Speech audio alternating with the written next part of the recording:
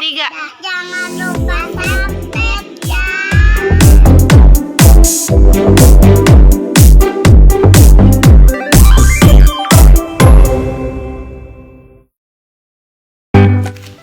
Halo, assalamualaikum warahmatullahi wabarakatuh. Halo, salam sehat semua sahabat langsing dimanapun Anda berada. Kenapa saya bilang sahabat langsing? Karena perkataan adalah doa. Semoga yang nonton video ini segera diberikan kelangsingan, cepat diturunkan berat badannya sesuai keinginan. Amin. Kita sama-sama berjuang ya, pemirsa, ibu-ibu, adik-adik semua yang menonton video ini. Semoga video ini bermanfaat. Saya akan menceritakan bagaimana perjalanan diet saya sehingga saya bisa menurunkan berat badan sebanyak 20 kilo dalam 4 bulan saja. Dari berat badan saya yang 84 kilo menuju ke 64 kilo. Ini no hoax, no obat, tidak diwajibkan olahraga, bisa makan kenyang, bisa makan kapan saja, bisa ngemil, dan bisa makan banyak. Benar enggak ada diet seperti itu? Ada ya ibu-ibu, semua pemirsa, sahabat sehat, sahabat langsing dimanapun berada. Saya itu tipe orang yang seneng makan, banyak ngemil tentunya ya.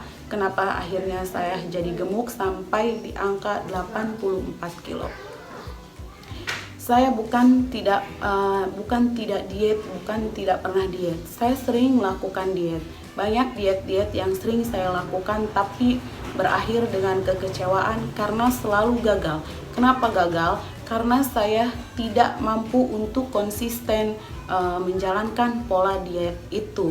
Karena mungkin pola dietnya yang terlalu menyiksa, yang mewajibkan misalnya harus olahraga setiap hari, sedangkan saya tipe orang yang mungkin kebanyakan tipe rebahan ya. Jadi sehabis pulang kerja saya nyampe rumah tentunya capek, terus akhirnya pengen rebahan, paling juga ngasuh anak di rumah sambil nonton, sambil ya pasti rebahan lagi, sambil buka-buka YouTube, sambil nonton YouTube lah, diet tips-tips diet gitu. Tapi ya gitu, cuman sekedar nontonnya aja tapi dietnya nggak dijalankan. Siapa yo yang kayak begitu?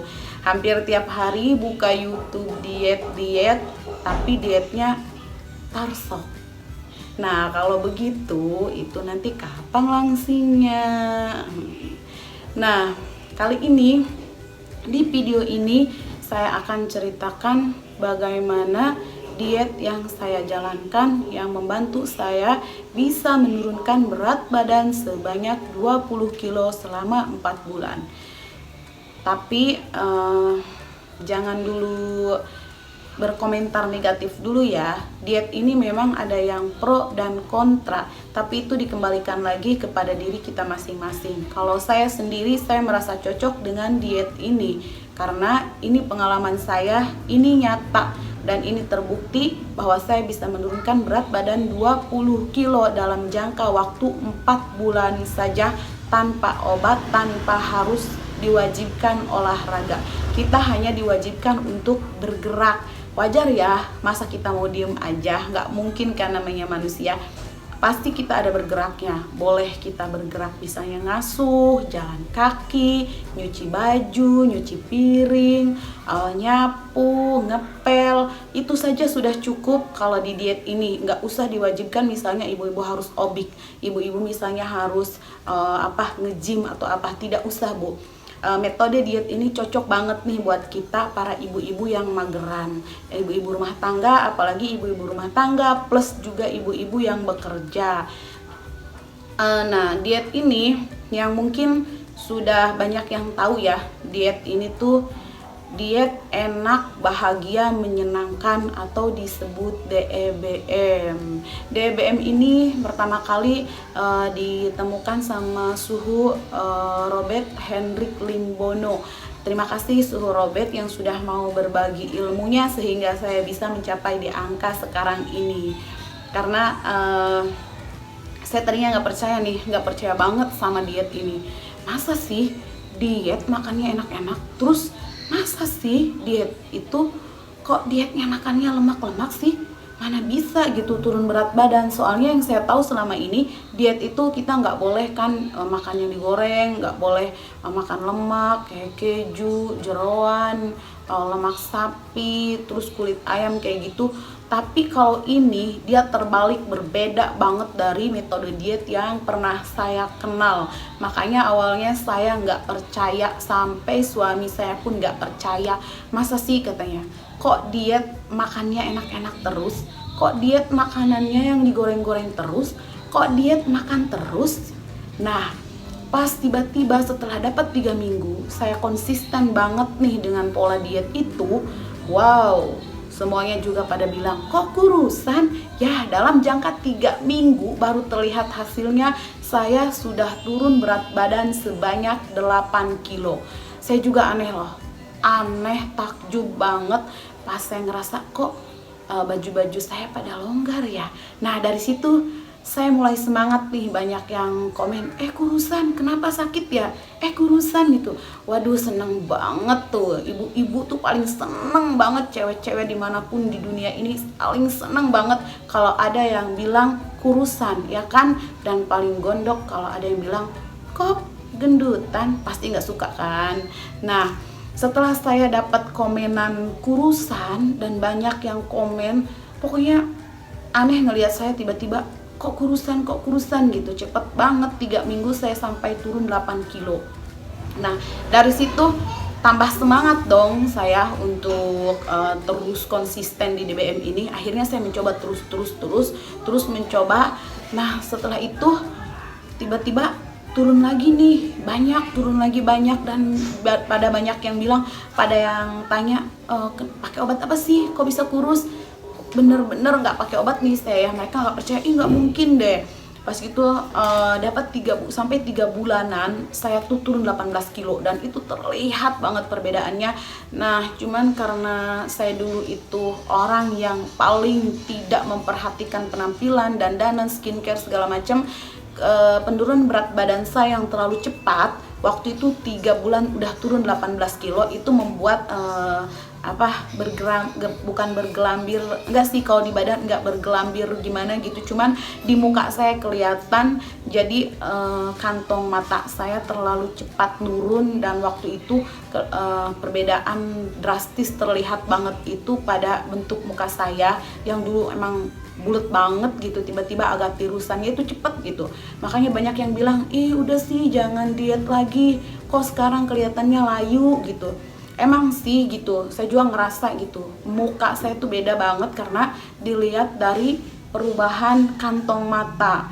Yang tadinya dia berlemak gitu, tiba-tiba dia turun drastis, bikin kantong mata saya itu memang tambah ini ya, kendor ya gitu.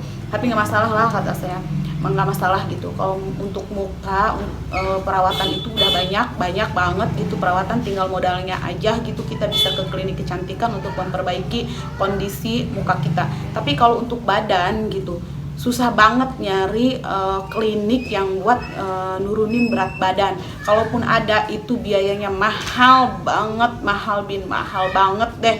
Apalagi misalnya harus ada tindakan seperti sedot lemak atau apa, itu biayanya juga nggak murah. Nah, jadi saya udahlah, kata saya nggak peduli kalau muka itu nanti ngikutin deh. Sekarang saya fokus dulu aja kurusin berat badan dulu, nurunin berat badan. Karena kalau orang yang udah kurus, orang yang udah langsing, pakai baju apapun tuh dia terlihat cantik ya. Terus dia terlihat pas-pas aja gitu, pantes-pantes aja. Kalau yang gemuk, walaupun dia dandan secantik apapun, tapi gimana gitu kelihatannya. Terus kalau gemuk juga nambah umur kita terlihat lebih tua, bener nggak itu ya?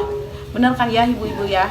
Dulu saya gitu, kalau dulu waktu saya masih di 84 kilo, saya sering banget dipanggil ibu gitu. Pas saya udah turun 20 kilo ini, saya banyak sering gitu ada yang manggil saya Neng gitu kan, terharu tuh ibu-ibu beranak 3, udah umur 36 tahun, udah mau mendekati kepala 4, ada yang manggil Neng. Pasti bangga banget ya ibu-ibu semuanya, siapapun pasti deh ibu-ibu mah kayak begitu. Kalau ada yang manggil kurusan bahagia, tapi kalau ada yang nyentil perasaan kita kayak misalnya ngomongnya kok sekarang suburan, pastilah kita jadi tersinggung dan bikin kita agak-agak sedih gimana gitu kan. Nah, setelah 3 bulan saya turun 18 kilo, memang melambat ya, penurunannya melambat tuh. Pas gitu kan saya tetap konsisten nih, melambat penurunannya, kok nggak turun-turun gitu. Gimana sih ini? Terus saya sering buka-buka grup DBM itu, jadi saya baca komenan-komenan, baca uploadan teman-teman di situ gitu. Ternyata teruskan aja konsisten, karena apa? Di saat setelah kita turun berat badan yang terlalu cepat gitu, nanti kita ada fase dimana kita stagnan. Di saat kita stagnan, terus saja konsisten, teruskan konsisten dengan pola makan DBM itu gitu. Nanti lama-lama kita akan turun lagi gitu. Nah, awal-awal kenapa turunnya cepat? Itu karena penurunan di awal itu tubuh kita itu mengeluarkan cairan. Nah, di saat setelah 3 bulan ke sini kenapa tiba-tiba kok saya susah turun? Itu karena sedang di tubuh saya itu cairan mungkin sudah banyak yang keluar. Selanjutnya tinggal perjuangan bagaimana mengikis lemak-lemak. Nah, mengikis lemak ini memang rada susah ya. Saat kita turun lemak tubuh kita, saat kita turun berat badan di bulan-bulan berikutnya itu mungkin sedikit, tapi lingkar badan kita, lingkar tubuh kita kayak lingkar perut, lingkar dada itu menyusut drastis. Berat badan kok segini-gini aja ya, nggak turun lagi. Tapi banyak yang bilang kok tambah kurus lagi, terus baju-baju juga tambah longgar. Itu karena di dalam tubuh kita sudah mulai terbentuk otot-otot dan kandungan lemak-lemak di dalam tubuh kita itu udah mulai turun, digantikan dengan otot-otot gitu. Makanya kenapa berat badan kok stag atau sedikit amat sih turunnya, tapi lingkar-lingkar tubuh kita mulai mengecil. Coba jangan berpatokan kepada timbangan saja, mulai ukur lingkar badan kita, lingkar perut kita, lingkar lengan kita yang mungkin dia berkurang, pasti berkurang deh. Coba aja nanti kalau diet jangan selalu berpatokan kepada timbangan ya, pakai juga ukuran lingkar dada, lingkar perut. Jadi selain kita punya timbangan di rumah, kita juga harus punya meteran yang buat orang-orang ngejahit itu ya, gitu aja, paling 10.000 harganya, murah banget. Nah, terus DBM itu gimana sih pola makannya? Pola makan DBM itu bukan no karbo ya, tapi saya bilang ini adalah rendah karbo. Jangan bilang no karbo, karena di dalam DBM itu kita masih konsumsi sayuran. Di dalam sayuran itu terdapat karbohidrat juga ya. Terus jangan bilang ini no gula, ini tetap pakai gula loh, tapi kita pakai gula yang memang dibolehkan di DBM itu, seperti gula-gula yang buat diet seperti Tropicana Slim, Stevia, terus diabetasol gitu, itu boleh. Gula jagung kayak gitu, tapi ada aturannya juga ya. Sehari itu cuman boleh 1 bungkus. Jadi nggak boleh banyak juga, walaupun boleh pakai gula itu, tapi cuman 1 bungkus aja sehari ya. Terus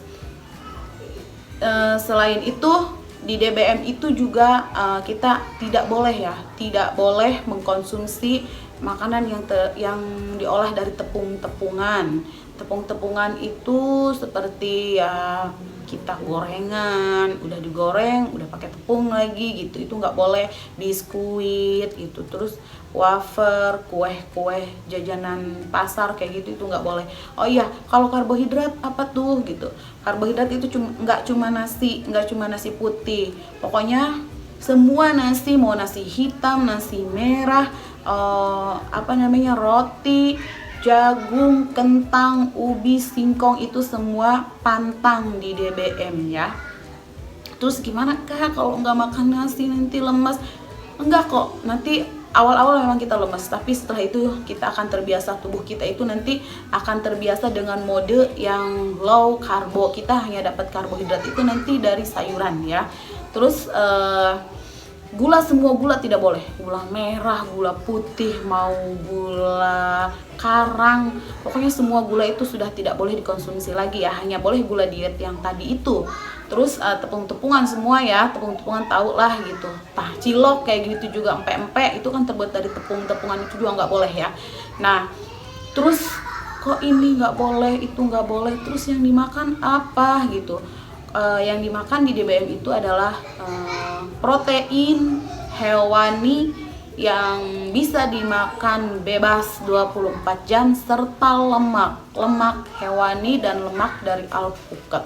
Kok diet makan lemak? Nah ini saya juga dulu gitu, kenapa ya kok diet ini makan lemak, nanti tambah gemuk dong? Enggak, insya Allah enggak. Kalau kita makan lemak tapi tidak konsumsi gula, tidak konsumsi karbo, dan tidak konsumsi tepung, maka si lemak inilah yang akan mengikis lemak di dalam tubuh kita. Kita mau mengeluarkan lemak dengan cara kita mengkonsumsi lemak.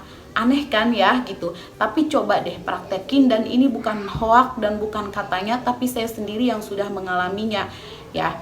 Nah protein itu apa aja? Protein itu seperti telur, ikan, daging, boleh daging ayam, boleh daging kambing, sapi, kerbau, daging apa aja yang hewani ya. Terus kalau tempe tahu gimana? Tempe tahu kan protein. Nah untuk di DBM ini, sementara kalau kita menjalankan DBM, maka tempe tahu kacang-kacangan itu dilarang dulu ya. Kita lebih ke protein hewani. Terus lemak yang boleh di DBM itu lemak seperti apa? Alpukat boleh, terus kerupuk kulit sapi, kerupuk kulit ikan yang digoreng boleh, terus keju ya, keju boleh, terus lemak sapi kayak tetelan begitu boleh, terus lemak dari ayam kayak kulit ayam juga boleh. Kalau di DBM ini ceker itu boleh, terus jeroan juga boleh ya kan, protein hewani, lemak hewani ya. Terus gimana sehat enggak tuh kita konsumsi lemak? Selama kita tidak konsumsi larangan di DBM itu, maka larangannya apa tadi? Karbohidrat, gula dengan tepungan. Kalau kita nggak makan yang dipantang di DBM itu, kita hanya mengkonsumsi protein dan lemak, insya Allah si lemak itu tidak akan tersimpan di tubuh kita, karena si lemak itu akan langsung sama tubuh kita diolah menjadi energi. Malah keberadaan si lemak itu pun akan membantu menghancurkan lemak di dalam tubuh kita. Itulah cara kerja metode dari diet DBM itu unik banget gitu. Selama ini yang saya tahu diet itu menghindari lemak, kalau di sini malah kita dibolehkan makan lemak gitu. Nah, terus itu kan makanan yang boleh tuh. Terus kalau makanan ada makanan yang dibatasi juga di DBM itu. Apa sih makanan yang dibatasi di DBM? Dia boleh dimakan tapi ada aturannya, seperti apel, pir, strawberry. Yang boleh di DBM itu Flum, terus Yakult, susu beruang, susu ultra yang full cream itu boleh, tapi ada aturannya. Dia hanya boleh untuk buah-buahan itu 100 gram sehari. 100 gram sehari itu bukan berarti misalnya strawberry 100 gram, apel 100 gram, enggak, tapi pilih salah satu saja.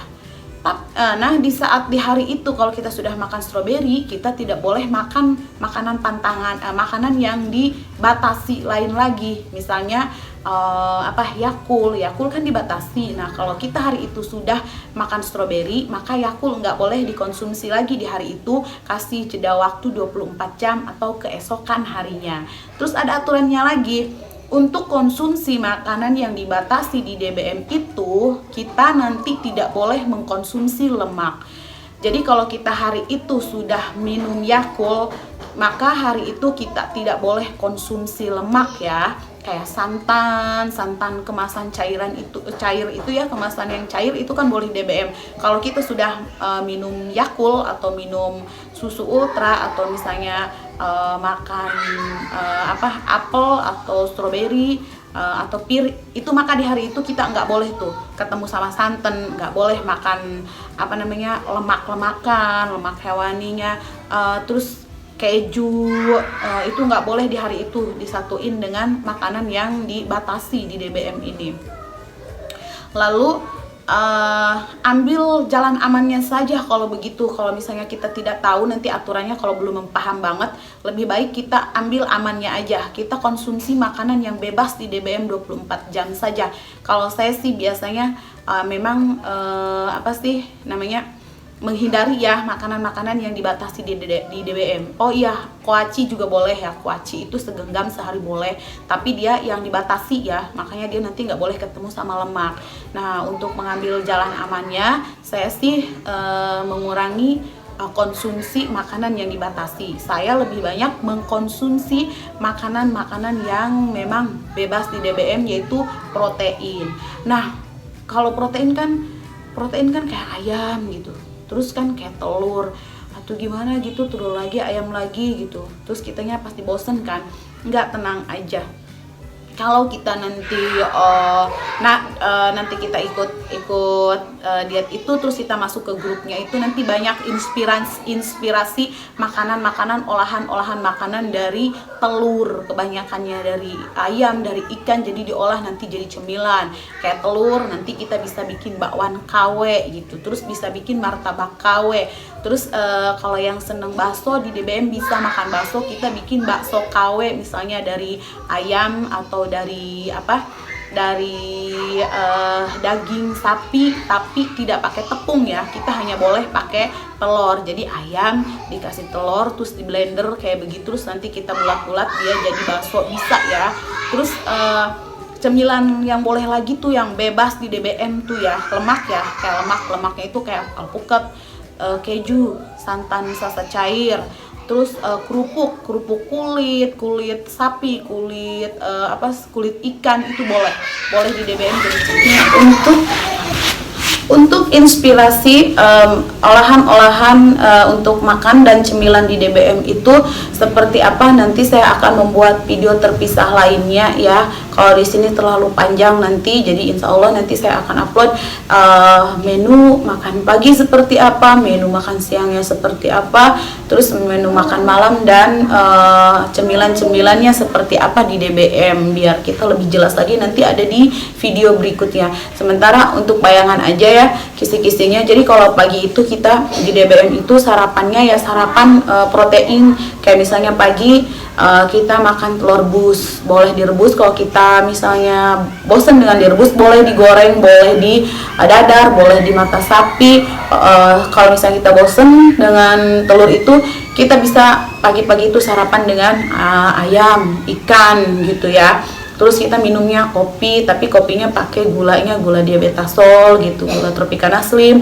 Boleh juga nanti kita minum teh, boleh teh hijau, boleh teh nutu, sariwangi, sosro, teh celup lainnya boleh ya. Yang penting tanpa gula. Kalau mau gula, pakai gulanya gula diet. Terus untuk cemilannya gimana? Biasanya saya jam 9, jam 10 tuh lapar tuh ya.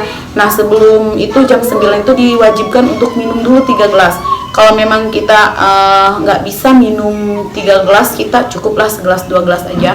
Kenapa diwajibkan di DBM itu minum air jam 9 itu? Karena untuk menghilangkan rasa lapar. Kadang di jam segitu itu adalah jam rawan lapar. Kita kadang merasa lapar, tapi ternyata itu bukan lapar, tapi kita karena haus saja. Nah, nanti kita minum, setelah minum masih terasa lapar, kita boleh nanti ngemil. Cemilan yang biasa saya bawa itu kalau misalnya itu yang praktis tuh keju ya, keju yang slices itu. Terus kalau ada kerupuk ya, kerupuk keju gitu saya bawanya, atau saya bikin perkedel keju ya, perkedel keju yang terbuat dari telur dan keju disatuin, terus dikasih daun bawang, dikasih cabai kayak gitu, dikasih sedikit masako atau garam, terus digoreng di dadar kayak begitu ya. Itu jadi cemilan, biasanya cemilan saya ya. Nanti jam 12-an kita boleh makan siang. Makan siang kita itu dari jam 12 sampai jam 6 boleh memakai sayuran. Sayuran di DBM dibatasi dari jam 12 sampai jam 6 sore. Kalau misalnya sebelum jam 12 kita nggak boleh konsumsi sayur, dan di atas jam 6 malam kita juga nggak boleh konsumsi sayur. Karena itu saya makan siang kira-kira jam 12-an, nanti makan sore itu jam setengah 6. Menu makan siang sama makan sore sama ya, sayuran dan protein. Proteinnya itu ikannya, telurnya, ayamnya boleh digoreng ya, terus boleh di apa aja deh pokoknya. Terus kalau untuk minyak rekomendasi di DBM itu minyak Barco ya, minyak Barco ada di Indomaret. Kalau nggak ada juga kita boleh pakai minyak apapun ya. Terus untuk nanti jam 3 sore kita juga diwajibkan untuk minum 3 gelas air lagi. Kalau kita nggak sanggup 3 gelas, kita boleh segelas atau 2 gelas ya. Terus kalau misalnya jam 9 sampai jam 3 wajib minum, terus di jam-jam lainnya gimana? Di jam-jam lainnya itu bebas minum, minimal kita minum itu sehari 2 liter. Selama diet itu sebaiknya kita lebih banyak mengkonsumsi air ya, mengkonsumsi air putih ya, supaya lemak-lemak yang akan dikeluarkan oleh tubuh kita itu mudah dikeluarkan lewat urin. Nanti jangan kaget kalau kita tiba-tiba sering pipis ya. Terus untuk cemilan sore gimana? Cemilan sore saya biasanya Nutrijel siram sedikit santan kara kayak gitu, santan cair itu boleh, santan cair. Kalau santan bubuk itu nggak boleh. Terus santan yang diperas langsung dari kelapa itu nggak boleh kalau di DBM ya. Jadi karena yang santan langsung itu masih mengandung karbo. Kalau yang sudah dicairkan sudah sedikit sekali karbonya gitu kan. Terus nanti disiram itu sedikit, disiram pakai atau terus dikasih keju ya, dikasih keju gitu, terus dikasih es atau didinginin di kulkas itu seger banget gitu. Nanti kira-kira jam setengah 6 saya makan malamnya di sore hari karena saya masih pengen makan sayuran. Kalau udah lewat jam 6 kan nggak boleh makan sayur. Nah terus setelah itu malam gimana? Boleh kita makan, boleh sebelum tidur kita boleh masih boleh makan. Mau tengah malam pun kira-kira kita tiba-tiba lapar nih tengah malam pengen makan itu boleh. Itulah DBM. Kenapa makanya saya betah banget dengan metode diet ini, karena praktis, boleh digoreng. Jadi malam-malam kalau saya lapar saya bikin lagi itu perkedel keju ya, pakai telur. Terus bakwan KW, martabak KW, pokoknya enak-enak deh. Nanti kita akan bikin video yang lainnya lagi, bagaimana tips-tips atau resep-resep membuat makanan yang ala-ala DBM ya, yang aman buat kita diet biar kitanya nggak bosen gitu. Terus saksikan video-video saya selanjutnya, dan terima kasih yang sudah menyaksikan video ini. Kali ini masih banyak yang ingin dijelaskan, tapi mungkin di video yang lain lagi ya. Kalau untuk video kali ini mungkin cukup sekian dulu. Kalau ada pertanyaan-pertanyaan yang belum jelas silahkan komentar di kolom komentar ya. Jangan lupa sekali lagi di subscribe, di like, di komen, nyalakan tombol lonceng ya, dipencet ya yang gambar lonceng itu, biar nanti kalau saya upload lagi video baru akan ada notifikasi yang masuk gitu ya, ke pemberitahuan Anda, biar Anda nggak ketinggalan info dari saya. Dan share sebanyak-banyaknya ke sesama teman Anda, supaya teman Anda juga tahu kalau misalnya ada metode diet yang memang cocok banget, yang buat ibu-ibu, terutama kita ibu-ibu rebahan, boleh juga buat bapak-bapak, boleh juga buat neng-neng, buat teteh-teteh, semua cocok banget ya. DBM ini cocok buat siapapun. Terima kasih, semoga informasi ini bermanfaat untuk kita semua, dan semoga semuanya kita bisa cepat kurus. Saya juga setelah selesai isolasi mandiri, karena saya sempat kena COVID juga, saya kan hanya diam diri di rumah. Terus saya akan memperbanyak makan, jadi makan apa aja saya makan, karena memang untuk melawan virus itu agar saya tetap fit. Akhirnya saya nggak memperhatikan komposisi makanan, pokoknya apa saja saya makan. Akhirnya berat badan saya juga naik lagi nih gitu, tapi makanya nggak terlalu banyak juga sih. Makanya sekarang saya mau mulai diet lagi, kita sama-sama diet lagi ya, dan kita lihat nanti perubahan kita selanjutnya seperti apa ya. Oke, sobat sehat, sobat langsing, dimanapun kita berada, dimanapun Anda berada, semoga kita selalu dalam keadaan sehat walaupun kita dalam keadaan diet. insya Allah diet ini dapat meningkatkan imun tubuh kita karena dia itu banyak mengkonsumsi protein, sedangkan protein itu dibutuhkan untuk pembentukan imun tubuh kita. Jadi jangan khawatir, kita diet, insya Allah dietnya ini juga bisa meningkatkan imun tubuh kita ya. Yang penting kita jangan nahan lapar. Kalau diet TBM itu boleh makan sekenyang-kenyangnya. Terima kasih, salam sehat, salam langsing. Assalamualaikum warahmatullahi wabarakatuh.